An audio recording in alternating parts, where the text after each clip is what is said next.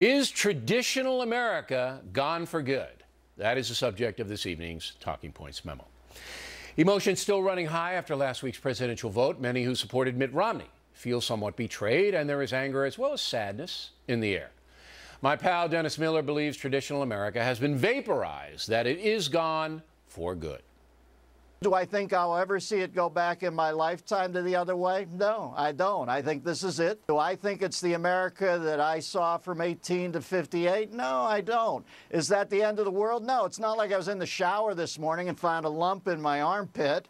That's always my fallback position. I got a great life, but I'm just saying it is not the America I've grown comfortable with.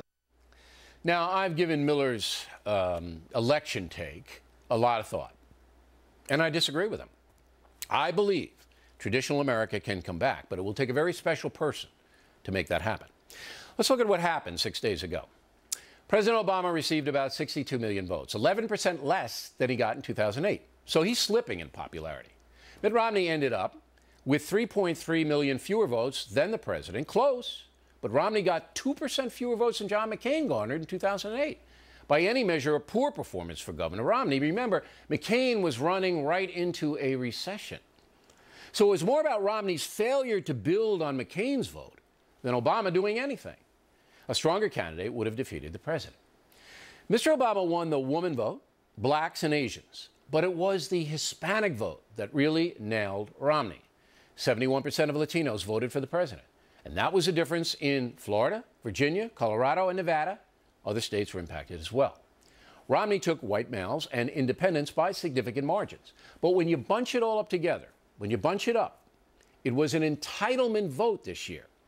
American families earning less than $30,000 a year broke big for the president, 62% to 35%.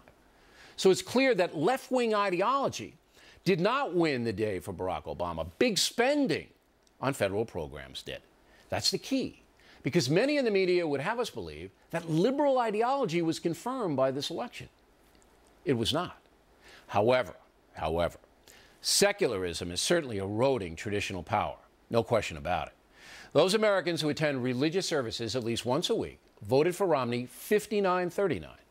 Problem is, church-going is on the decline in this country. Here's an example.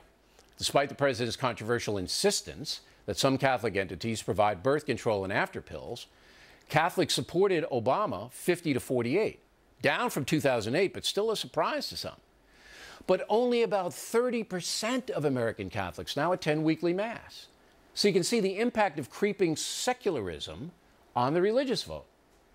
On paper, the stats look hopeless for traditional Americans, but they can be reversed. However, it will take a very special politician to do that.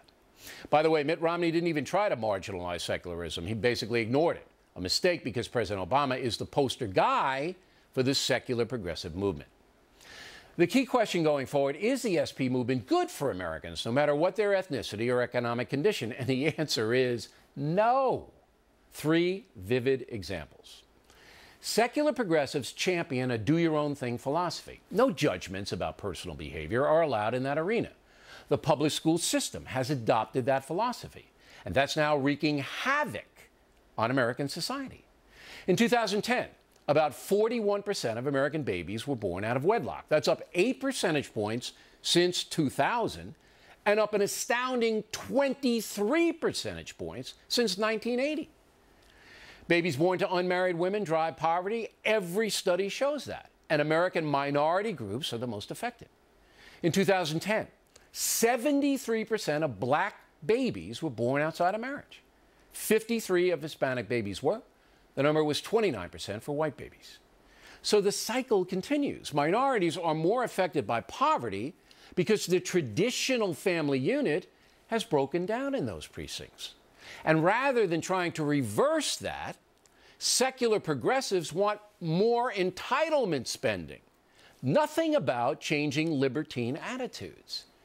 On the abortion front, same thing.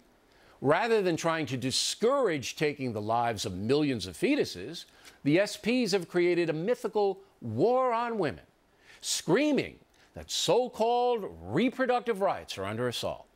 The abortion zealots want the procedure on demand, no matter how late term, and are stridently opposed to even counseling before this life-ending procedure is undertaken. Abortion is settled law in the USA, but it should be discouraged because human DNA is present upon conception. Thus, the situation becomes a human rights issue. Ask yourself this question. Should America be a country where potential human life, an undeniable fact after conception, is terminated for convenience? For convenience. Is that the kind of country we want? And the federal government's going to demand that citizens who oppose abortion pay for it? What say you, Planned Parenthood? Finally, 2 states, Washington and Colorado, voted to legalize pot. Here are the grim stats on this idiocy. Since 2008, teenage pot use up 40%, and heavy use for teens has increased 80%. States that have lenient medical marijuana laws driving those stats. Why? Because legalizing pot sends a message that it's fine to use it. And getting the drug at the corner pot shop makes it readily available to anyone. Ask any drug counselor, and he or she will tell you, once a child is introduced to intoxicants, that child's life changes for the worse. Some may not become substance involved, but millions will. Do we want to encourage that? The SPs, they don't care about addiction. They don't want limitations on so-called private behavior, no judgments. Want to smoke drugs? Fine. Want to abort a fetus? We'll drive you to the clinic. Want to have a kid when you're 16? No problem at all. We'll support you. If Mitt Romney spelled that out, what the secular progressive movement is really all about, in strong, vivid terms, and how President Obama enables that, Romney would not have lost 71% of the Hispanic vote, I can tell you. I believe the majority of Americans can be persuaded that the far left is a dangerous outfit, bent on destroying traditional America and replacing it with a social free-fire zone that drives dependency and poverty. We, the people, need to be confronted with the reality of our situation. But so many of our politicians are cowardly that the truth is rarely heard.